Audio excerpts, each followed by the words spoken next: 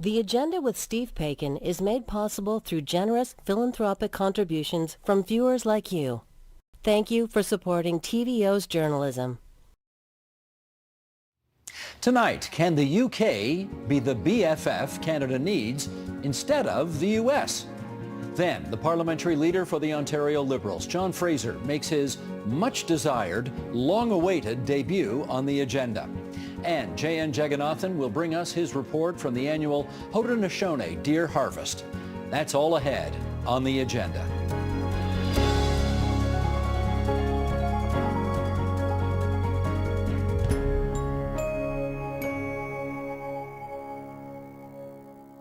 Canada's relationship with the United States may go back a long way, but our relationship with the United Kingdom goes back even further. And with Canada-U.S. relations being as contentious as they now are, can or should Britain fill the role America used to play and become our number one ally once again? Let's get into that. Joining us now to explore that, we welcome Mel Capp, Canada's former High Commissioner to the United Kingdom and Distinguished Fellow at the Munk School of Global Affairs and Public Policy at the U of T. Anne Fitzgerald, Director of the Balsillie School of International Affairs, Professor of Political Science at Wilfrid Laurier University, and Luke Savage, journalist whose work has appeared in Jacobin, The New Statesman, and the Toronto Star. And we welcome all three of you around our table here today for what is, I think, a very timely discussion about who's going to be our new BFF out there. Let's find out. Let's start with, Sheldon, you want to bring this graphic up?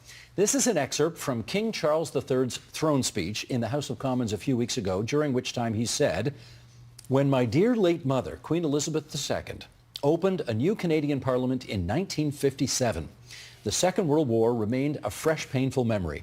The Cold War was intensifying. Freedom and democracy were under threat.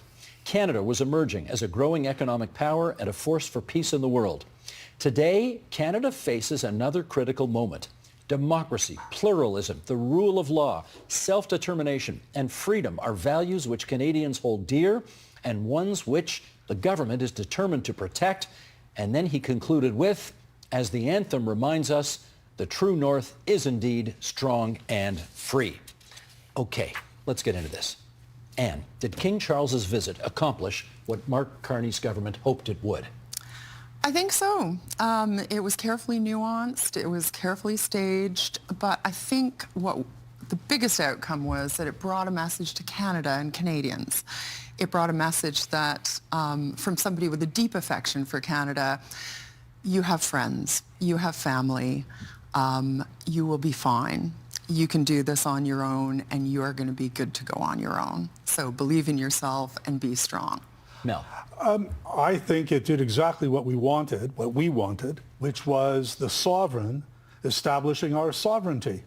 And so that was important to have him here and demonstrate to someone who respects him, because we know Trump has this unusual affection for the royals. I think he wants to be one. Therefore, this was Charles recognizing as King of Canada that we are a sovereign nation. Luke.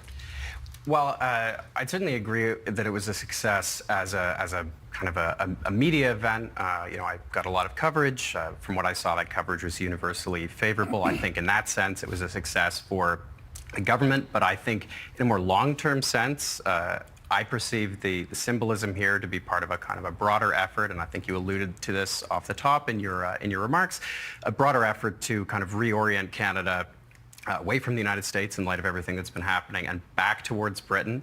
I'm skeptical of the long-term viability of that, particularly if we're talking about the monarchy. I think the monarchy is something that many Canadians don't feel particularly strongly about one way or another. I imagine as the only person here who writes for a publication called Jacobin that I may have stronger views on this than my esteemed fellow panelists. Well, what could you possibly mean by that? But I think if you look at polling, I think there was a bump in polling for the monarchy in Canada after the throne speech. I suspect that will be somewhat ephemeral.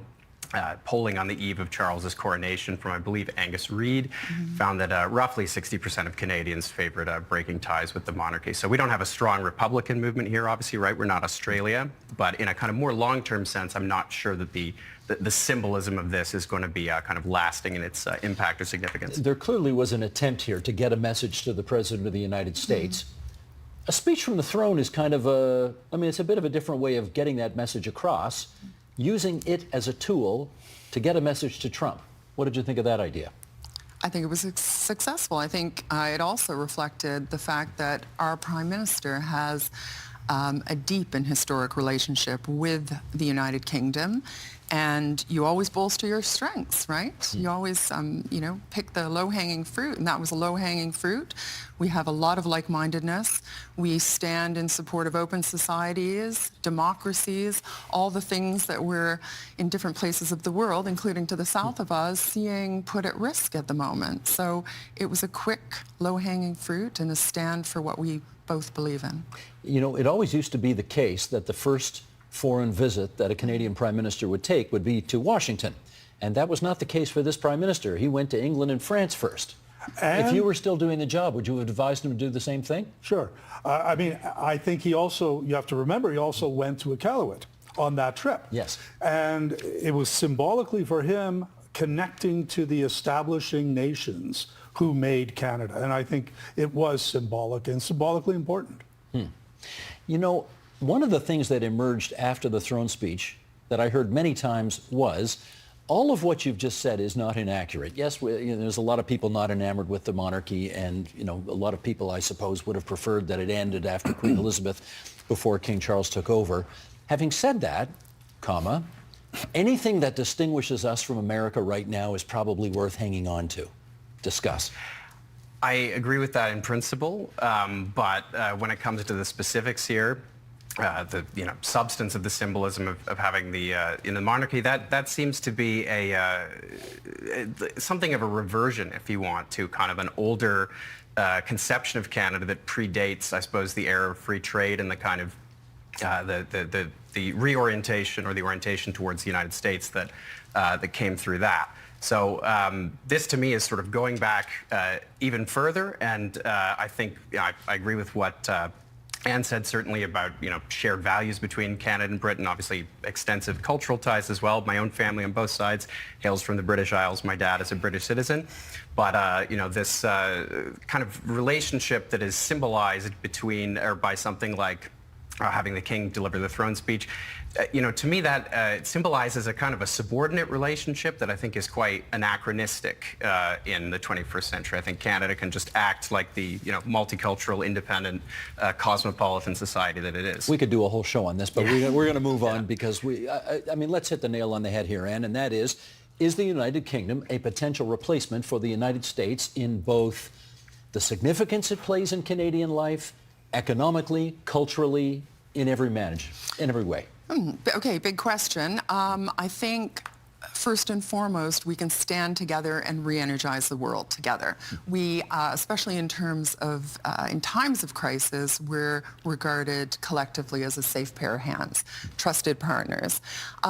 We have similarities too, and that's not always good for vibrant trading relationships, but we have similarities that we can leverage, like our interest in agriculture, our interest in energy and green transitions, our strong higher education systems and the scientific and the research collaboration, and actually a bridge that our UK partner can help create for Canada to get to know other parts of the world a bit better, and for Canada to give those other parts of the world valuable things to support manufacturing in places like South Korea and Japan. We have rare earth minerals. We have an abundance of energy, both yesterday's energy and tomorrow's energy, and we can support those high-end manufacturing bases. I think challenges on both sides are economic stresses, and Canada has to produce high-end, globally competitive products, particularly drawing on its intangible strength to offer to countries like the UK. I think lastly, we both have interests in defense industrial base and dual usage technology. Aerospace is a common denominator to both. Britain has companies like Rolls-Royce that builds jet engines. Canada has Bombardier and a partnership with Airbus. So we can leverage our similarities, whether it's research collaboration, joint ventures in energy, But what about extraction. Can they be our BFF, Mel? Do you know what that means? I do. Okay. I'm sad to say. However, I don't think they should be. I think they should be one of our close friends, but are, not forever, sure, but not necessarily best friend. I would just remind Luke that he's the King of Canada. We just let him live there. But the key thing to me is that there are these opportunities for us to work together in the world. Canada as a G7 country, that was a colony until the 19th century. That we play a different role among G7 countries. Granted, the Americans were a colony as well, but other than that, we have a role to play as somebody who became independent, and we can play with the Brits around the world, and we can play with the French. Brexit has made Britain less effective globally and around the world and for us. So I'm hesitant about saying BFF. Luke. Well, just so that I can agree with Mel on something, I certainly agree with what you just said, and that I don't think we should kind of be putting all our eggs in one basket here. BFF I think might be a little too strong. But this is not going to come as news. The President of the United States has not been treating us great for the last 6 months. Can we be looking for another country in the world to have that kind of special relationship besides them now? And could it be Britain? I'm not convinced of the need for a special relationship. I'm not sure why the special relationship with the United States needs to be replaced by a special relationship with another country. I think we can, obviously the partnership with Britain is a very important binational partnership. I'm not disputing that, but I don't think it needs to have privileged status, and I'm not convinced of the viability of that in the long term, as I said. Yeah, well, I think there are certain areas, and Anne's identified a number of them, where we can be particularly close with the UK. Military is one of them. Our military trains with the Brits often. They train with us. They've just closed the British training center at Suffield in Alberta. They used to put every single Army officer through a Canadian base. So there are these opportunities that we need to take advantage of. Our rules of engagement are much more similar to the Brits in the military than they are to the United States. And we saw that in Iraq and Afghanistan, where Canada worked with the Brits. So I think there are things like that. I would add the Arctic. The Brits actually aspire to be an Arctic nation, and they have some of the best scholars and academics in Arctic science and social science. And the U.S. has other ambitions in the Arctic, as does China and Russia. Remember, we are a frontline state with the Russians, and therefore the Brits could be very helpful for us in the Arctic. You've been an advisor to the British government for how many years? Oh, since 2012, I think. 2012. Okay, so a good chunk of time. Any sense of whether they think of us in a big way? Probably not. I think they do. I think they do. I think in a big way? What interests them is the research strength and the strength of higher education. Mel brings up a really good point about the Arctic, but more generally and related to the Arctic is the general purpose technology that both countries have to invest in at the moment. Cloud compute, AI, data, cybersecurity. We're both committed to going in that direction. But Canada's Arctic can contribute greatly to that. Like quantum computing needs cold temperatures. Data farms require cold temperatures. We have affordable energy that can prop up those things that can become NATO agencies in the future. So there's great potential, not just for defense cooperation, but for dual-use technology cooperation. What might be the biggest impediments to a closer, more valuable relationship between the UK and us? I think if we don't leverage our similarities properly, there's also some tactical issues which I think could be smoothed over easily, like differences in the trade tension areas, like food standards, data legislation, data localization differences, visa processing, and we need good, smooth visa processing channels to mobilize talent and to share those that source of talent, faculty, researchers, student, policy experts. So, but those impediments are not insurmountable. I think if we get a strategic approach in place that leverages the similarities for joint venture collaboration, for industrial partnerships, for standing together for open society and a welcoming society to new arrivals and visitors, then I think we can be strong and not compete with each other. No. I would just add nuclear to that category. That if you look at what's happening, in fact, the Brits just announced recently Sizewell C going to be an SMR locale of small modular reactors. Ontario has just announced similarly, and Saskatchewan is going ahead as well. So there are opportunities here for both on the science and the construction side, although they are different technologies, different companies that they're using, Rolls-Royce versus GE, but it's an opportunity, I think, for collaboration on moving towards a green energy, and I'm characterizing nuclear that way.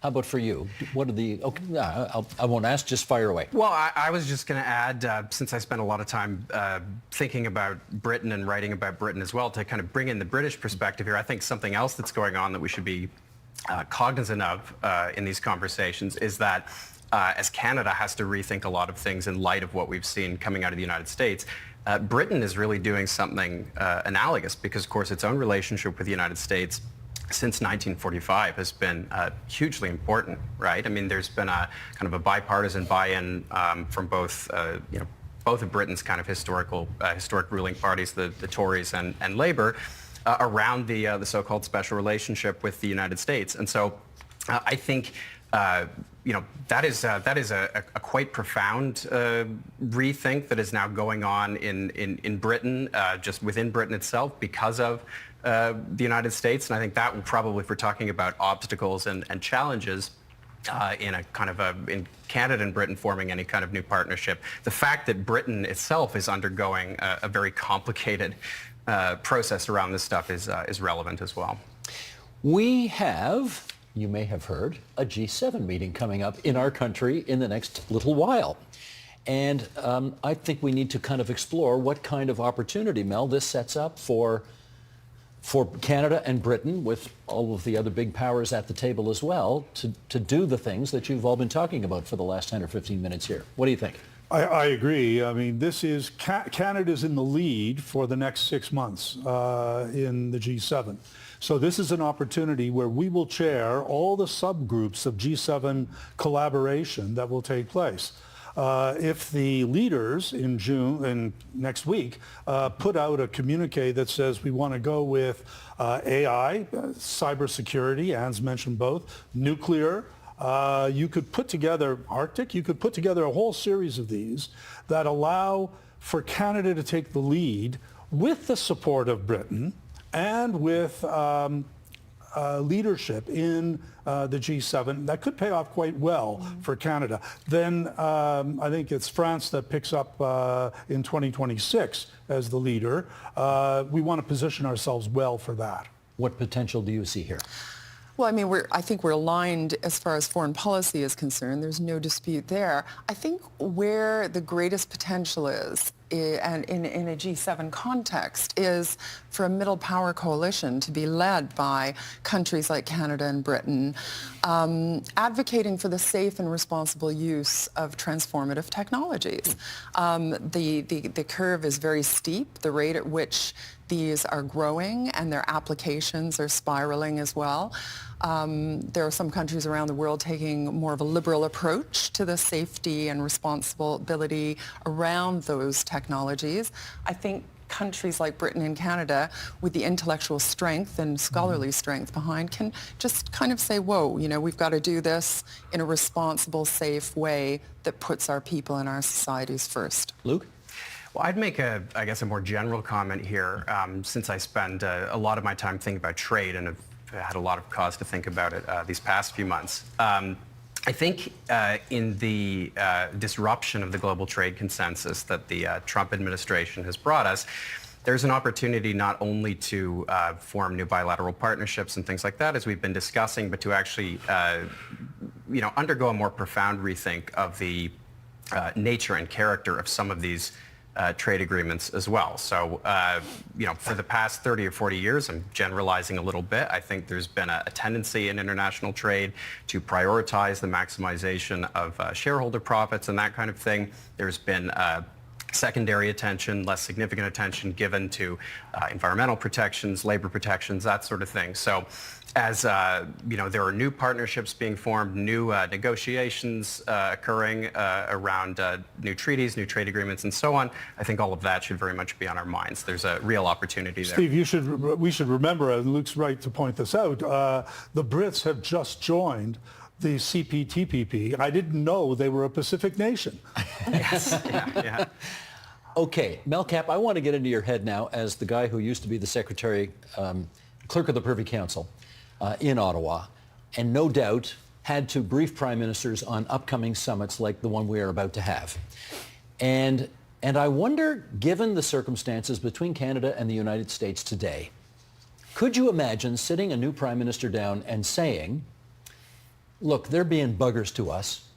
We should try to marginalize/isolate the United States at this meeting and get the other kind of mid-level powers like Canada, United States, France, get them more on side so that we have stronger allies and we don't have to deal with their Michigas anymore. Can you imagine doing that? I can imagine doing that. I'm not sure that's what I would do. I think if you look at where we were 7 years ago when Justin Trudeau chaired the G7 in Charlevoix, he did that. He didn't intend to do that, but he marginalized the leader of the United States, who happened to be Donald J. Trump. So that was an effect of managing that relationship. And if you recall, Trump stormed out, or I don't know, he stormed out, but he left, and he left early and didn't stay for the final wrap-up. I don't think you want to do that. However, I think you do want the six, and Canada should take the lead among the six, to manage a strategy to deal with Trump. I must say that 3 months ago, I was of the view that Trump should not be invited to the G7, that if he was going to attack Canada's sovereignty, then he should not be invited to be sit at that table. That would be a pretty heavy decision to take. That would be, now I said 3 months ago. What changed your mind? I stopped drinking. No, I don't know. I think it is that Trump has reduced his challenge to Canada. And so, but I do think you're absolutely right that we should be, and I would have advised, that we should be collaborating with the other countries, with the UK, France, Japan in particular, and pressing or developing a strategy on how to deal with the United States. Anne, what's your view on that? Yeah, I think the message that President Trump is trying to give, in fact, the opposite is true. The message is that Canada is redundant. Canada is probably the most relevant economic power in the world at the moment. Its vast geography, its capability in the Arctic, its population, its educational infrastructure, its intangibles capacity. So I think we can work in permissive space with the United Kingdom, being Arctic nations, being NATO countries. But would you try to isolate the United States? No, I don't think we need to isolate the United States. We're already engaged in these conversations. The U.S. knows that we are an important country. The U.S. knows that it will need us in the future, needs our cold temperatures, our rare earth minerals, hopefully processing and refinement capability that we will develop. And we will quietly diversify our markets, but we need to diversify our products as well. Value add to our products, not let the country drain out its unrefined resources and let others add value to them. Which is the way it works now. Right, so we need to invest in infrastructure here in Canada. And I think the White House will look on that favorably, thinking that, they'll benefit some way in the future. What approach should we take at the G7? Well, I'm in agreement with the principle of operating independently with other middle powers from the United States, and I think there are I suppose moral and political reasons why I think that's advisable, but also just on a more basic level, the Trump administration has been totally inconsistent, not only about its policies, particularly when it comes to trade, but many other things as well, but about what the purported justification for those policies are. With trade in particular, we've seen this constant back and forth about this is a negotiating tactic one day, the next day, this is we're completely trying to rewrite the rules of international trade. And so I think just one kind of elementary reason for other nations in the G7 to collaborate and to work independently is that it's very unclear a lot of the time what the U.S. position actually is or what it will be tomorrow. Just one other thing, Steve, that I think is really important is to remember that the UK and France are both P5 members. They are the permanent 5 on the Security Council. And working with them is something that is valuable to us. Got it. Canada joined the United Kingdom and other allies yesterday in announcing sanctions against 2 ministers in Israel's war cabinet, saying that they have incited violence against Palestinian citizens in the West Bank. The U.S. denounced our move, saying this did not help, in their view, achieve any ceasefire.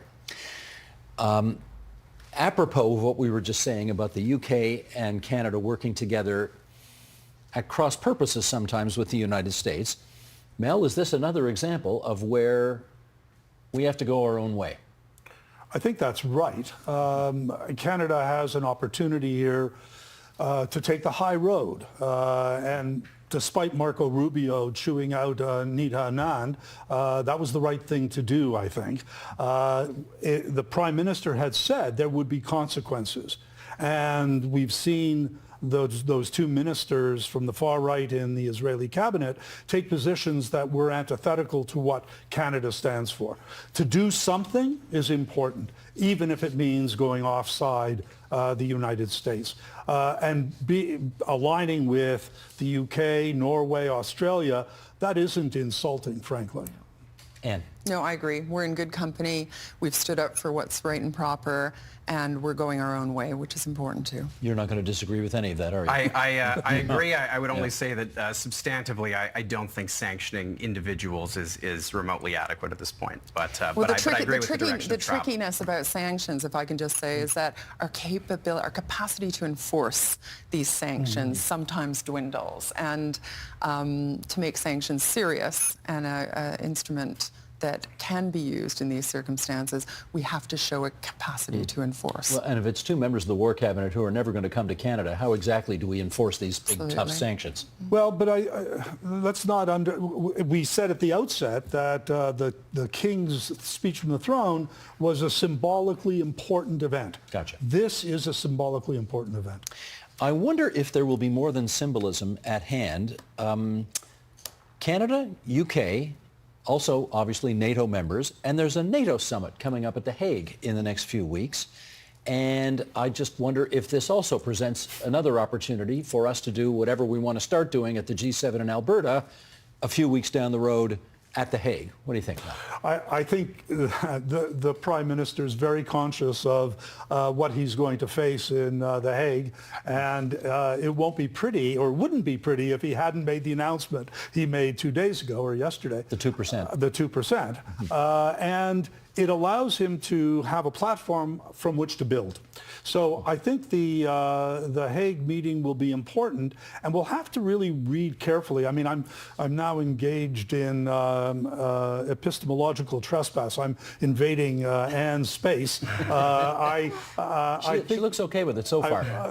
I think it'll be important to parse what the Prime Minister actually says when he gets to The Hague and in that meeting, because it will be significant in terms of where we're going. Was that announcement by the Prime Minister, in your view, that Canada would, this year, I believe he said, this year, bring defense spending to 2% of our GDP as per NATO requirements? Was that all about this meeting, showing up not with our pants down, so to speak? It was absolutely necessary more broadly, I think. We're a G7 country. We shouldn't be the laggard in the pack. It's useful to do that, yes, before a NATO summit. But I think it's also useful to think a little bit differently about defense. And I think intellectually and policy-wise, Canada can play a role there. I mean, we have been used to creating defense policy based on 3 domains, land, sea, and air. We now have cyber, we now have space, and these domains have no borders. So this is why dual-use technologies, even things like icebreakers can be dual-use, is important. The Prime Minister has spoken about the Coast Guard, and, you know, a different kind of accounting formula needs to be used for NATO 2% and anything beyond that these days. And new forms of collaboration. I think Canada can bring specialism areas for the purposes of collective security, which is very important in NATO discussions. Your take? Well, I'm not sure how to comment here without opening up a wider conversation about the 2% target and the new policy of increased military expenditure. So. And I know that's not what we're here to talk about, so I'm happy to give my colleagues the last word on this.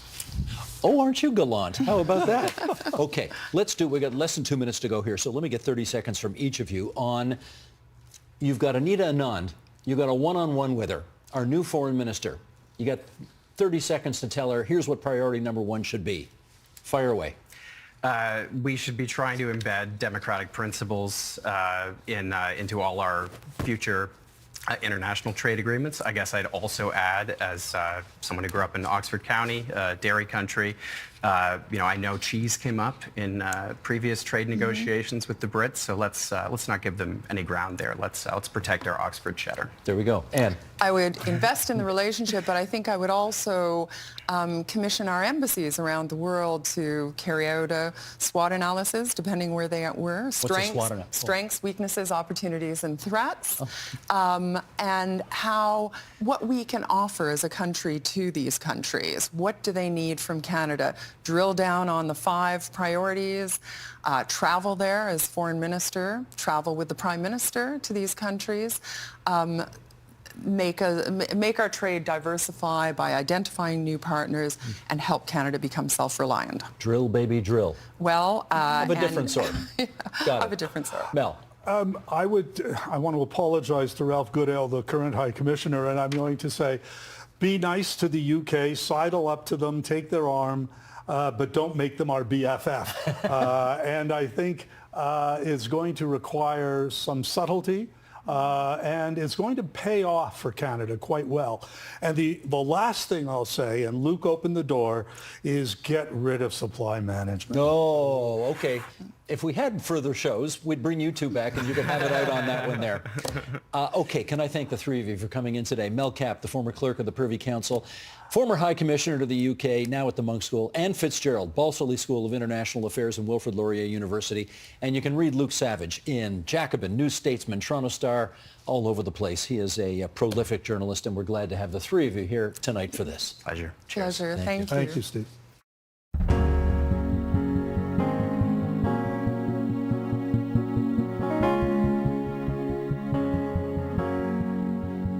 There was a pretty funny moment in the Ontario legislature last week.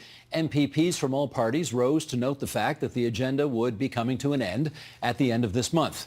But one speaker had a bit of a hard time getting through his speech. That would be Liberal MPP John Fraser, who wanted to say something nice about the show, but found himself somewhat conflicted. Here's what he said.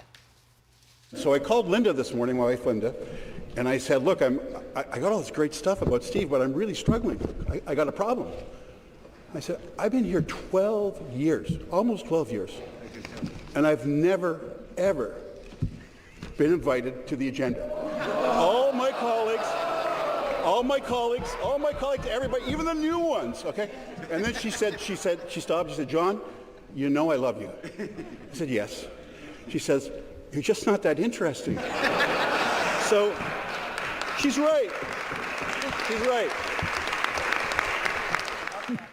Well, this seemed like a fairly simple problem to rectify, so without further ado, let's introduce the parliamentary leader for the Ontario Liberals and the MPP for Ottawa South, John Fraser. And we're going to dare you to be interesting today. I'll do my best.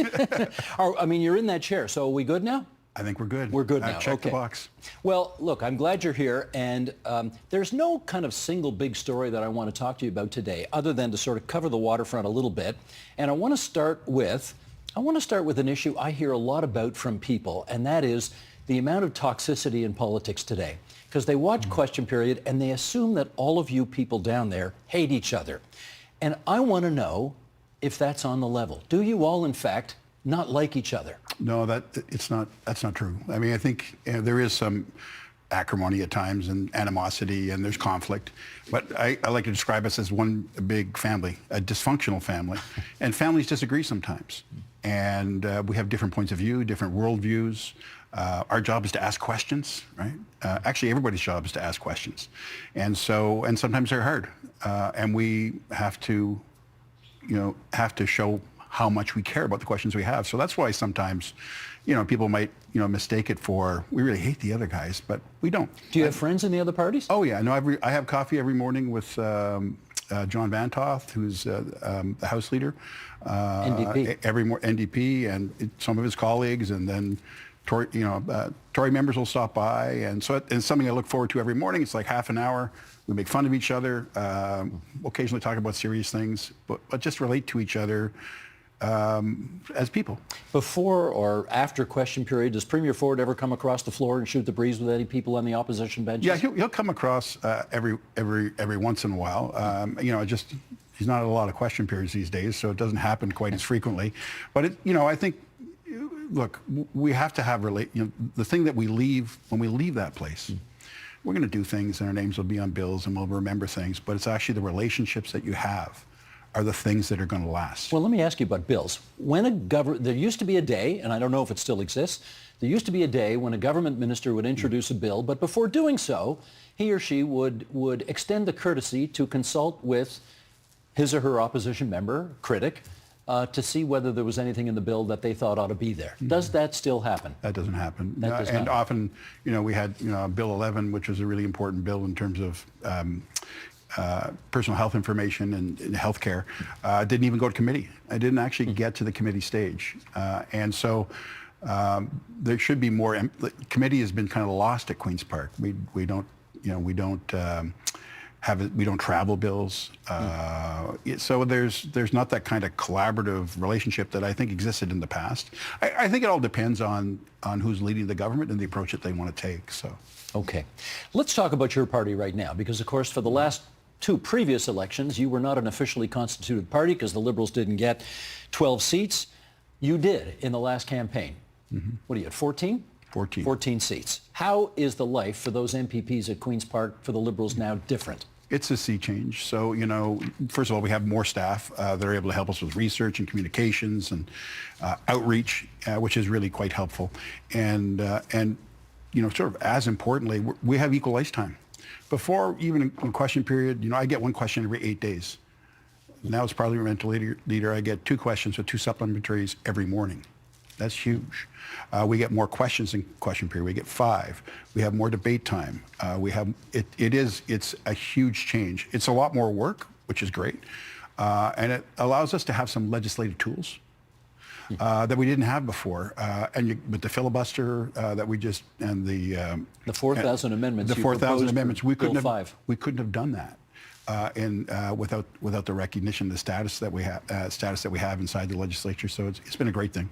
You are, we said at the outset, the parliamentary leader of the Ontario Liberals, meaning you're the guy who's in the good seat in the front row at Queen's Park. You're not the actual party leader. You're the leader in the House. Your party leader, Bonnie Crombie, didn't win a seat in the last election, and I wonder how problematic that is for the party right now.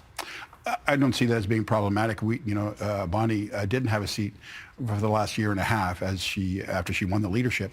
And the work that you do to get elected is largely not inside the building. It's outside the building. It's in ridings. It's on Main Street in towns and cities. And so that's the work that was being done before the election. It would be a great advantage for her to be there right now, but you take advantage of the things that happen to you and use whatever there is in those things. And right now it gives her the freedom to be able to go to any place in Ontario. She's not tied down to the legislature. So there are advantages to it, and she's doing that right now. So there was some speculation after election night that, is she going to hang around? Will she stay till the next election and fight the next election, given that she doesn't have a seat? She's always said yes. Is there any doubt in your mind? No. But that she's hanging around? No doubt in my mind. No doubt. Okay. Let me ask you one other thing. As we sit here talking today, they are taking the cladding off the statue of Sir John A. Macdonald on the south lawn of Queen's Park. And you can confirm this for me. I don't know if it's true, but I suspect it's true, that the special legislative committee called the Board of the Internal Economy or something like that, which makes the decisions about the precinct, it's always been a stalemate for the last 5 years, but because you guys are an official party, you now have status and are on that committee. And therefore, do I assume the Liberal voted to take the cladding off and that broke the stalemate? Yes. That's what happened. That's what happened. Yeah, just because, look, we can't hide from our history, the good, the bad, and the ugly. And I think it was important that we do that. I think we need to acknowledge that. And I'm not personally myself, I'm not a big believer in statues. But the reality is the statue's there. It's a monument. It should be a monument to the things, that period of time. And during that period of time, there were some things that happened that were good, and there were some things that happened that were very, very tragic. And it is, and we have to do more to acknowledge that. But leaving a box up is not getting us there. And so I've always believed that. And I think there's a way forward to make sure that we acknowledge that history. The Globe and Mail editorially the other day said, okay, fine, we're taking the cladding off Sir John A. Let's have another monument somewhere at Queen's Park acknowledging the suffering of Indigenous people over the last hundreds of years. So the Assembly voted unanimously to allow the committee that's doing that work, has been doing that work to continue that work. Okay. We had to do that because it's a new session, and we had to say, you can continue to do this work you were doing in the last session. And so there's a commitment to making that happen. And I think it's important that we do that. And when I think of Sir John A. and I look at Sir John A., I just don't think about nation building. I think residential schools. And as a matter of fact, that's the first thing that comes to my mind now when I look at that. Is that good? It's real. That's the truth. And so, maybe exposing the truth is the right thing to do. Let's talk in our remaining 5 minutes here. Time goes fast when you're having a good time, eh? So here we go. 5 minutes to go. Yeah, it does. What, in your view, is the biggest problem with the Ford government today? The biggest problem? It's very performative. Their communication's heavy. I was thinking about that this morning. It's easy to build things. There's always people. You can borrow money. You can build buildings. It's harder to make what happens in those buildings work.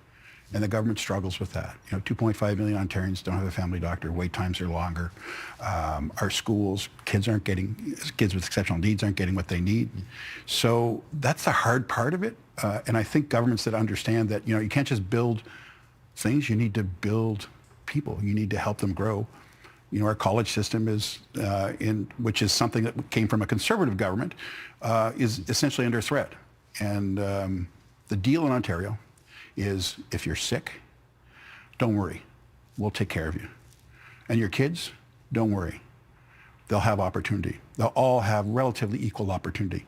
And that's not true, because the stuff that happens inside, the people who help people, it's not working well. And the government's not focused on that, and they need to be focused on it. I know you've been saying that for the 12 years that you've been an MPP at Queen's Park, and the opposition, writ large, has been bringing that to the public's attention for the last 7 years. And yet the guys won 3 straight majorities. So how do you explain that? They called an election before what I call the tipping point or the inflection point, because what happens eventually is you get a critical mass of people who experience, and I've seen it happen before in the Harris days. At about 7 years he left. And what happens is enough people experience the things that don't work that they go, I've had enough. I mean, the government called an election early. I spent a lot of money doing it. I mean, politically, that's a great thing for them. Was it good for the people? I don't think so. You don't think so? No. No, I don't, because I don't think that not only do I think, I know that they're not focused on the things that matter most, the things that happen inside those buildings. There's a polling company that surveys the popularity of all the premiers of Canada, I think, 3 or 4 times a year. Doug Ford's usually number 1 or number 2 on that list. Well, he's number 1 or number 2. That's not exclusively in Ontario. I'm not saying he's not popular. Right now he's running against Donald Trump. Donald Trump won't always be there. And then you have to run against yourself. That's harder. Could you tell us one thing the Ford government has done that you like? What do I like? Well, the work that they've continued on in palliative care, I think is really important. I think they've done a good job of that. It's something that I was involved with and that for a long time, and I was concerned that would not continue. And from what I've seen and talking to people in the field, there's a lot more work to do, but it didn't stop, right? So, and I think that we have to. I think it's important for us to focus on how we take care of each other at the end of life, and so I'm just pleased the government did that. Okay, you're the member for Ottawa South. Who held the seat before you? Dalton McGuinty. Are you still in touch? Yes, I usually talk to him. I wouldn't say frequently, but I talk to him every couple of weeks or. Every couple of weeks? That sounds frequently. 2 or 3 weeks. Yeah. Yeah. We check with lots of things of mutual interest, and he's very good at giving his time to a whole bunch, to all sorts of people. How's he doing?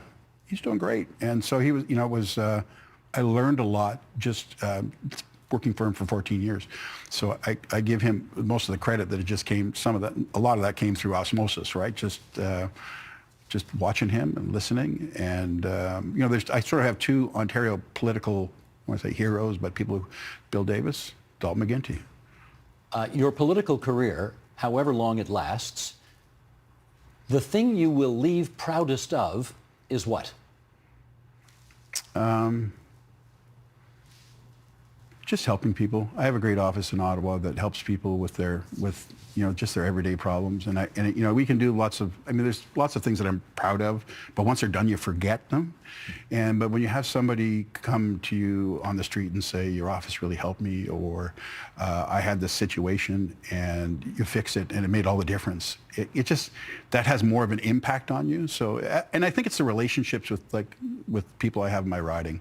And I think the relationships that I've established inside the Assembly, which is to try to work with everybody and be a reasonable, thoughtful person and not set my hair on fire every time something happens.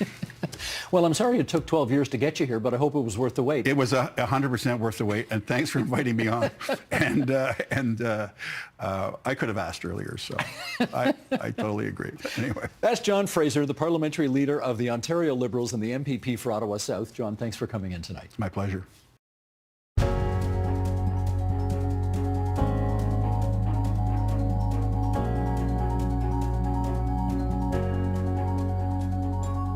The annual deer harvest at Short Hills Provincial Park is a traditional Haudenosaunee practice that manages the overpopulation of deer, protects the ecosystem, and honors Indigenous cultural traditions and treaty rights. Since it began in 2023, it has faced both support and controversy. We took our cameras to see how this harvest helps manage the park's deer population and preserves Indigenous customs. It's the dead of night. The roads are empty, the only sound, the hum of the engine as Brian Skye drives through the quiet. He's heading to Short Hills Provincial Park near St. Catharines, Ontario for the annual deer harvest, a practice that's as much about tradition as it is about the hunt. All set? Short Hills is the largest park in the Niagara region, spanning more than 700 hectares of rugged terrain. With its steep hills and deep valleys, the park lives up to its name. every rise and dip carved by nature. It's frosted, but when it snows, it's even more difficult. For humans, for deer, it's easy. It's below freezing, but the morning air cuts through, feeling several degrees colder. The prize target is the white-tailed deer. With the perfect spot for the camouflage blind chosen, all that is left to do is wait. And wait. And wait. And wait. It's climatizing yourself to the cold, dark morning. That's going to release itself into the warm day and the sunlight slowly as the earth awakens. Brian Skye is a member of the Cayuga Nation, one of the 6 First Nations in the Haudenosaunee Confederacy. Growing up along the Grand River in southwestern Ontario, hunting and trapping were simply a way of life for him. I received my first rifle, I think, when I was 12.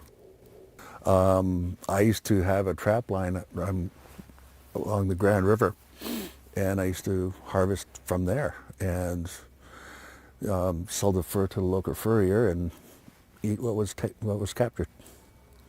Crossbow here, which with the pulleys and other attachments creates a feet per second that is lethal. These days, Brian doesn't get out hunting the way he used to, but is still doing his part to keep Indigenous traditions alive and well. He's one of the co-leaders of the Haudenosaunee deer harvest at Short Hills, and a member of the Haudenosaunee Wildlife and Habitat Authority. You want a fairly dark color on this because that will affirm that you've either hit the heart or the lungs. His job is to make sure everyone partaking in the hunt is safe, but more importantly that treaty rights are protected. Hunting is not normally allowed at Short Hills, but this area is part of the traditional Haudenosaunee hunting grounds. The Fort Albany Treaty of 1701 protects Six Nations members' rights to hunt and fish here. This area of southern Ontario is considered a dish with one spoon, from which we will all eat. No one had permanent residence in this area. People would come to harvest medicines, harvest fruits, berries, animals, furs, food. Brian is particular about calling it a harvest, not a hunt. It's not a sport. It's culture. It's part of who we are, and we're not going to change. Every fall for about 6 days, the park shuts down for the annual harvest. Entrances get blocked off and are patrolled by officers. There are no guns allowed, just compound bows, and harvesters must stay within the designated boundaries. According to Brian, the deer are harvested in a humane way, minimizing their suffering. I have about 10% ruining rate, where we're just wounding an animal and it's getting away, which is very low for how many we actually do harvest. We make sure that they're within a very close range, and if they're not, then we tell everybody not to do it. Looking through the little small spaces of the trees to see beyond that.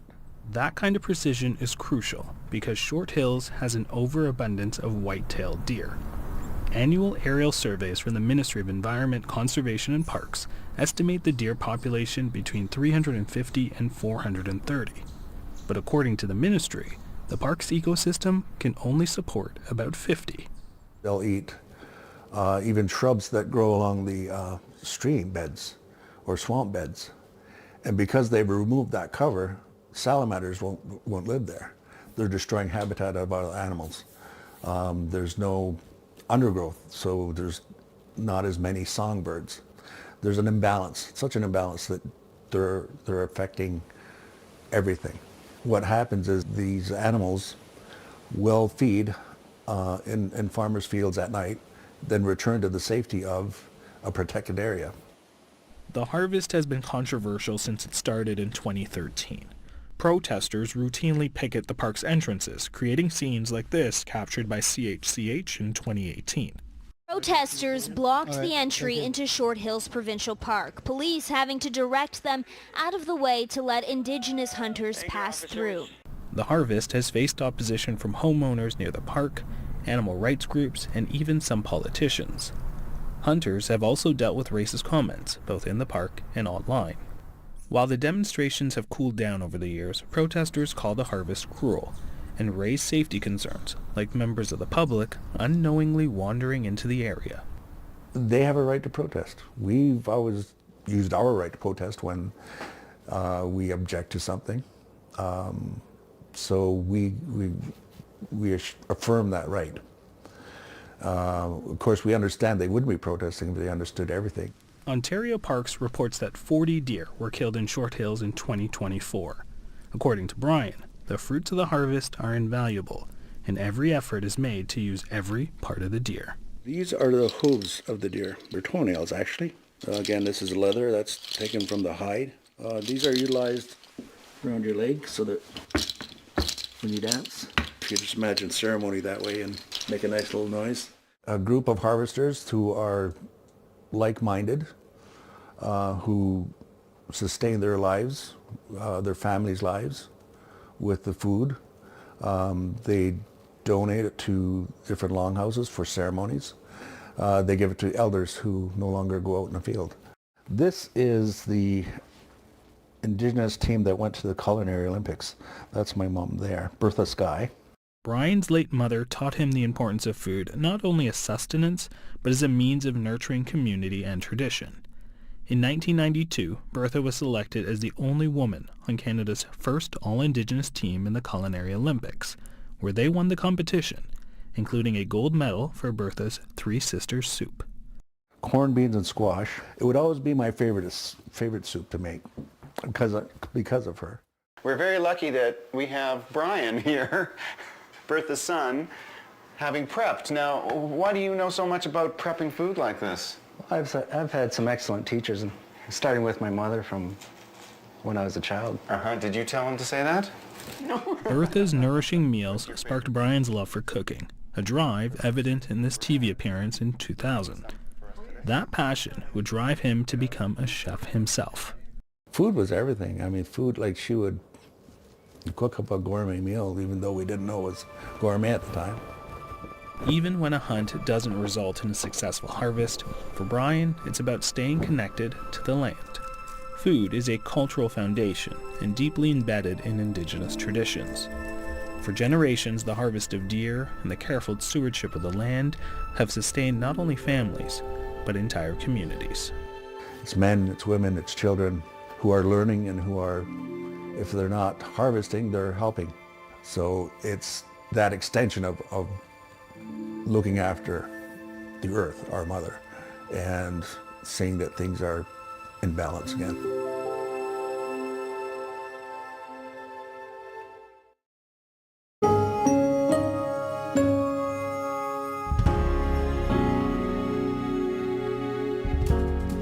And that is the agenda for Wednesday, June 11th, 2025. Tomorrow on the program, we'll look at whether Canada can live up to its ambitions to be an energy superpower. And we hope you'll join us for that. I'm Steve Paikin. Thanks for watching TVO, for joining us online at TVO.org, and we'll see you again tomorrow.